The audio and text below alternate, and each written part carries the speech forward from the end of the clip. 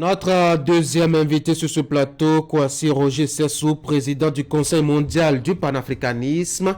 Monsieur Sessou, bonjour. Bonjour. Vous êtes dans votre fauteuil actuellement, successeur du professeur Honora Agassi. Merci beaucoup d'être venu pour échanger avec nous sur l'état du panafricanisme à l'heure où on a noté ou on note quelques chamboulements, notamment sur le continent africain. Mais avant d'aborder le sujet qui vous emmène, vous avez organisé une rencontre internationale à Cotonou récemment, sinon à Ouida, notamment au siège de ID, cet institut-là, un colloque pour être plus précis, qui a mobilisé les acteurs qui sont intéressés par la question du panafricanisme. En quoi est-ce que cela était-il vraiment pertinent et utile?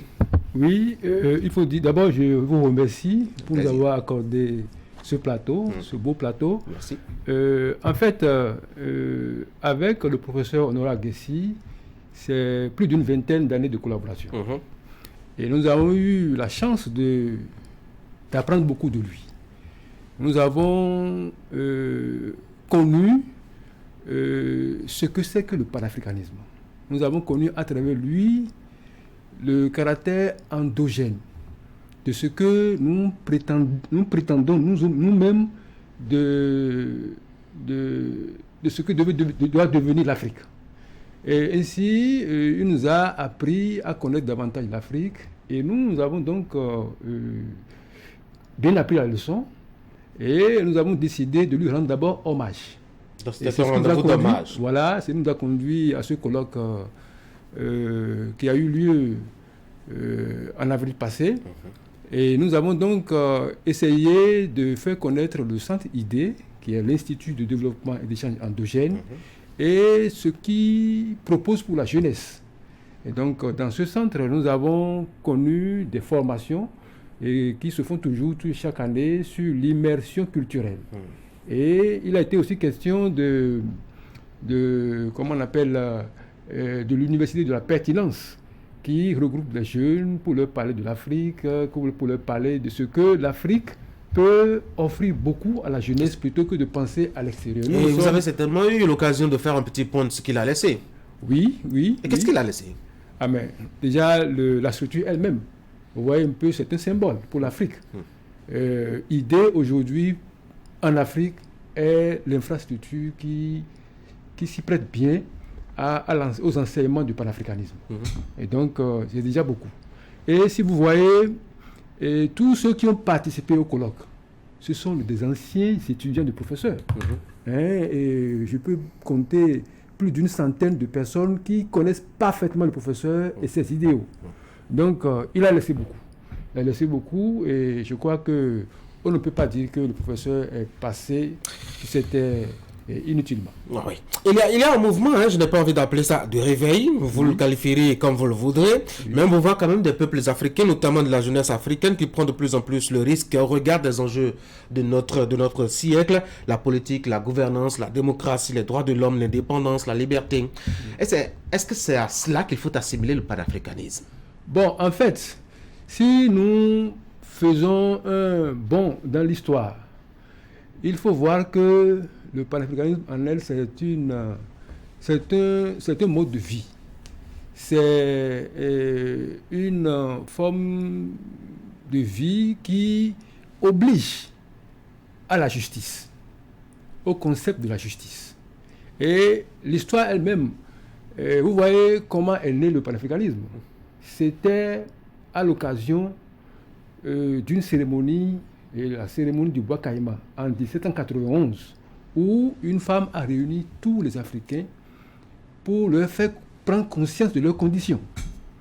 Et c'était au temps où l'esclavage battait son plein.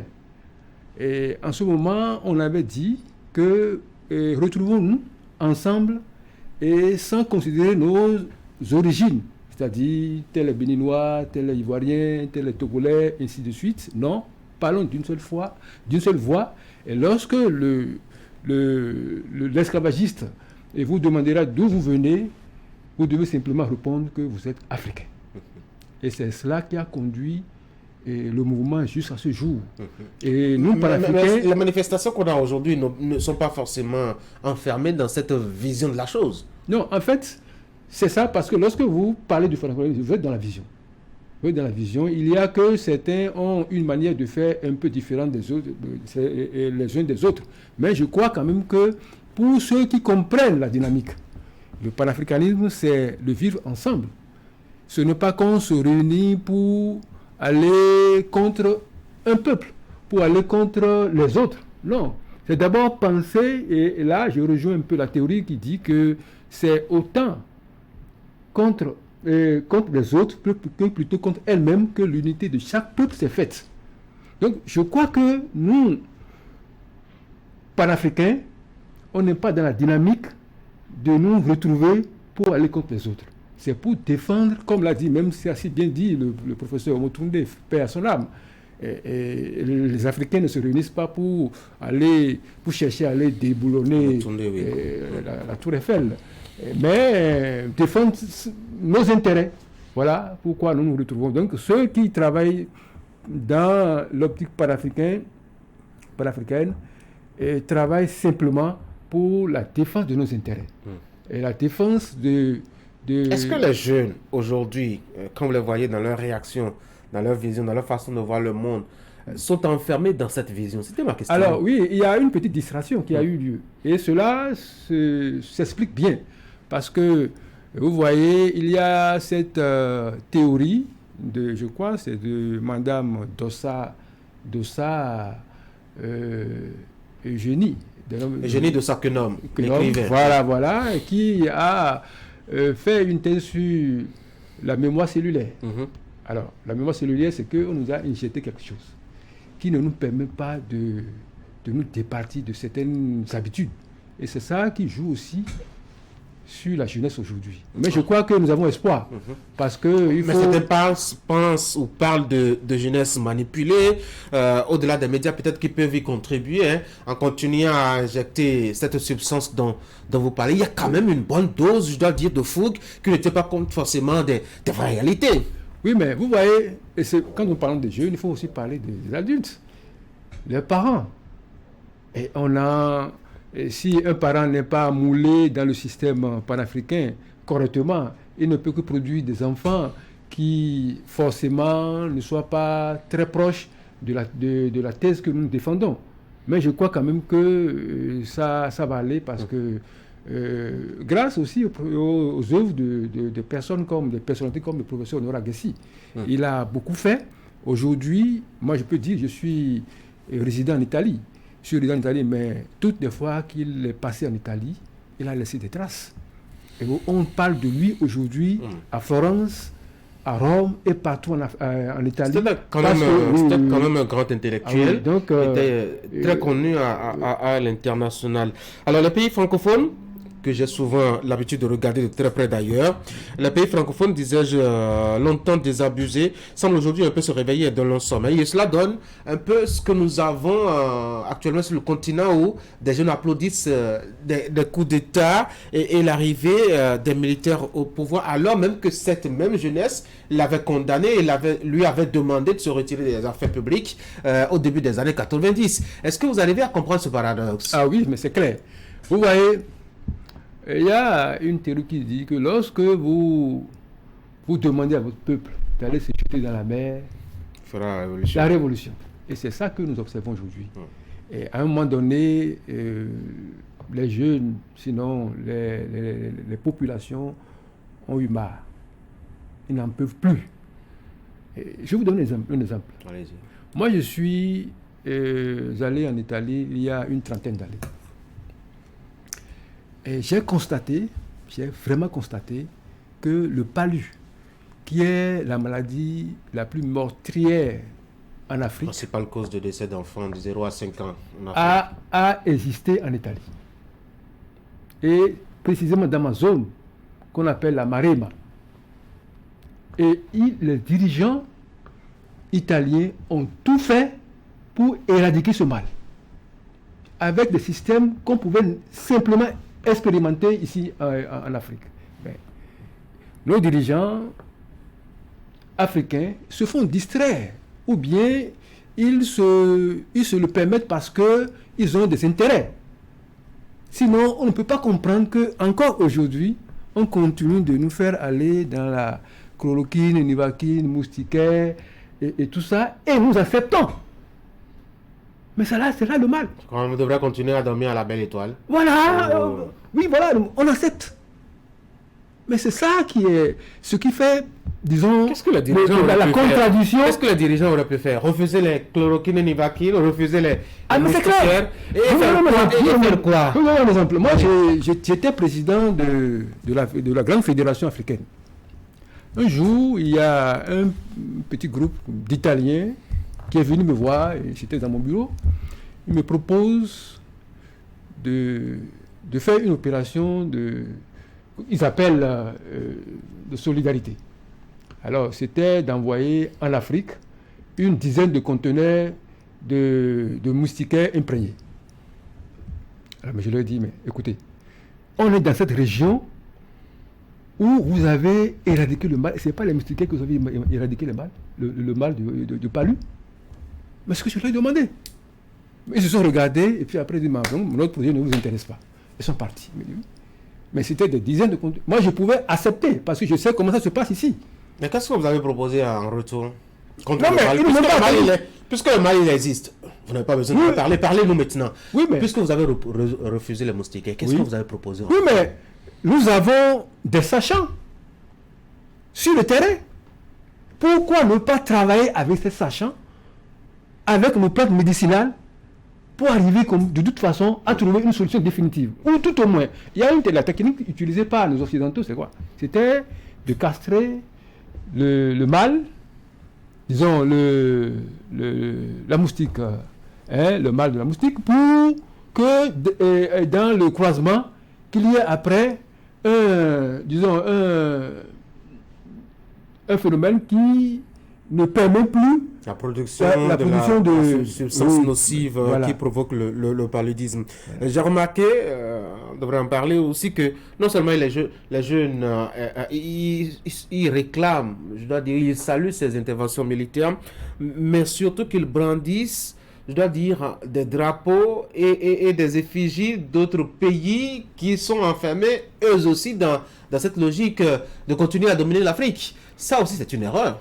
Oui, mais en fait, c'est le problème que nous avons aussi. Parce qu'on n'a pas assez travaillé pour la conscientisation de la jeunesse. Et le professeur, il était seul. Aguessi, il était seul. Il est même parfois injustement catalogué comme celui-là qui veut faire sa chose, alors qu'il était dans la dynamique de conscientisation. Et au lieu de le soutenir pour que cela prenne sur le plan d'abord béninois, sur le plan territorial au Bénin et en Afrique, non, on a passé tout le temps à le contester. On a passé tout le temps à le boycotter. Voilà le problème. Moi, je l'ai connu, il était un peu comme abandonné, alors qu'il avait, c'était un chouchou. Je vous dis quelque chose. Le professeur Nora Aguessi, il a été la seconde personnalité après Senghor, dans la grande salle prestigieuse de Florence, qui ne reçoit pas n'importe qui, a donné une conférence. Et ce jour-là, depuis ce jour-là, d'abord, il a fini sa conférence avec un prix. Et depuis ce jour-là, on a le respect. Vous voyez. Mais ici au Bénin, on le traite comme si c'était... Alors, le panafricanisme, j'ai remarqué, c'est presque une façon de voir le mal partout. C'est ce que nous faisons de mauvais, c'est ce que nous faisons de mauvais. Non. Et il n'y a pas des alternatives que nous proposons. Non, c'est pas vrai. C'est pas vrai parce que le panafricanisme a un chantier. À quel est son chantier? Ah oui, j'ai l'impression même que c'est un agenda secret où on non. Le grand public. Tout ce qu'on veut faire, c'est de contester justement la domination. Non. Je crois qu'avec le professeur, j'ai eu la chance de vivre des moments spéciaux. Nous avons eu des colloques. On parlait du dernier colloque. Mais en réalité, c'est déjà une quinzaine de colloques auquel j'ai participé. Et chaque colloque avec un thème précis. On a parlé des relations Chine-Afrique. On a parlé de la monnaie africaine. On a parlé de la langue africaine. Mais en fait, le professeur Honoré Guessi proposait une réorganisation du continent à travers ces différentes structures qu'on devait mettre en place. C'est ce qu'il disait. Mais nos politiciens allaient plus vite à le boycotter. Ils ne sont pas arrivés à comprendre. Mais nos colloques sont ouverts. Pourquoi vous attendez que ce soit les dirigeants qui fassent le... Non, mais en fait, le répondant, parce que malheureusement, la société civile peut donner des indications, peut dire ce qu'on doit faire. Mais c'est le politicien, malheureusement, qui doit prendre le relais et mettre en action. Ouais, nous aussi, nous sommes prêts parce que, bon, je parlais des médecins il y a quelques jours, des médecins africains qui sont réunis à nos réseaux panafricains de médecins. Si la politique ne décide pas, pourquoi vous n'allez pas en politique pour décider? Bon, oui, c'est une éventualité que beaucoup veulent bien qu'on saisisse. Et je crois que ceux qui sont bien moulés dans la politique peuvent le faire.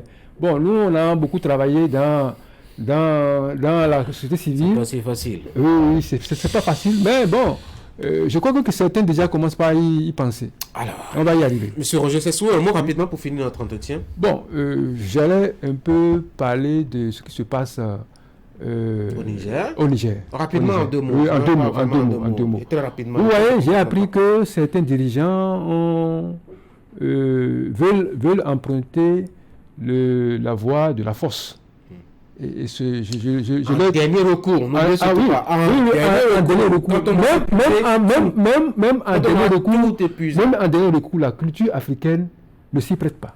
Ah oui? Ah oui. Mais on a tout le temps guerroyé entre nous, entre royaumes. On a tout le temps guerroyé pour former des empires. Oui. On ne peut pas dire que la violence est étrangère totalement. La guerre est étrangère à la culture africaine, c'est pas vrai. Oui, mais si, même dans nos couvents,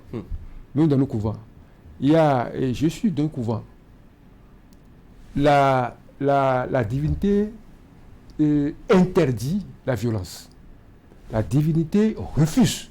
Et toi, chef du couvent, si tu le fais, tu réponds aussitôt.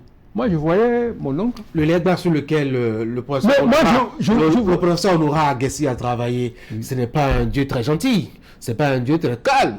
Mais c'est vous qui le voyez comme ça. Ah oui? Ah oui, c'est vous qui le voyez parce qu'il faut aller à l'initiation pour comprendre. Il faut aller dans le couvent pour comprendre ce que c'est, les valeurs qui sous-tendent le couvent. Mais c'est extraordinaire. Moi, je vous dis que je suis d'un couvent. Et donc, on prend la non-violence. Et celui qui fait mal répond. Automatiquement. C'est ce que nous prenons le bien. Donc au Niger, il ne faut pas penser même à il ne faut même pas penser, c'est même pas, il faut... Mais est-ce que ce n'est pas trop facile d'avoir des instances ou des structures étatiques qui sont plus ou moins en train de fonctionner et que du jour au lendemain, des militaires fassent éruption sur la scène? Oui, nous savons ce qu'il faut faire pour ne pas en arriver là. Nous savons. Je répète cette phrase. Si tu demandes à ton peuple d'aller se jeter dans la mer, il fera la révolution. Mais ne demande pas à ton peuple d'aller se jeter dans la mer. Il faut travailler pour éviter ces situations. Un leader, c'est un visionnaire. Et il voit parfois au-delà même de ce que le peuple peut voir. Parfois, les leaders ont des visions. Il a été membre de ce peuple. Il sait ce que le peuple veut. C'est d'ailleurs pourquoi, si vraiment le leader se comporte bien, il n'y aurait pas. Aujourd'hui, on ne parle pas de comment on appelle, de coup d'État en Occident. Mais l'Italien, aujourd'hui, ne peut pas dire qu'il va très bien. Mais il a au moins le minimum vital qui nous permet de dire, mais est-ce qu'il faut encore aller prendre des armes? Non. Mais il y a eu, dans les années 70, les brigades rouges, on les appelle, brigades rose en italien. Alors, c'est des mouvements qui faisaient des émeutes partout. Mais à un moment donné, ils ne peuvent plus comprendre que ça ne valait plus la peine. Ils ont au moins ce qu'il faut pour vivre. Mais la santé, elle est gratuite. Tu tombes malade, on ne va pas te dire est-ce que tu as l'argent avant de te soigner. Tu vas au bloc opératoire directement. On te soigne. Vous voyez un peu. Donc, le minimum, lorsqu'un peuple a le minimum social garanti, mais il ne pense pas à ces choses. Mais c'est ça le problème. Mais lorsque, pour une vaccine, quelqu'un peut décéder, mais c'est normal. Donc, il faut aller vite. C'est-à-dire qu'on veut développer, et le développement humain doit se penser en termes d'équilibre. Équilibre entre les hommes. Et les régions aussi du territoire. Oui. Monsieur Kwasi Roger Sessou, merci beaucoup d'être passé sur Actu Matin. Je rappelle que vous êtes le président du Conseil mondial du panafricanisme. Vous avez fait un tour à Cotonou, Oui. Au Bénin, votre terre natale, puisque vous vivez permanemment en Italie. En Italie, oui. Merci d'être passé sur cette émission. Merci Bonne à journée vous. à vous. Merci. Mesdames et messieurs, voici la revue de presse.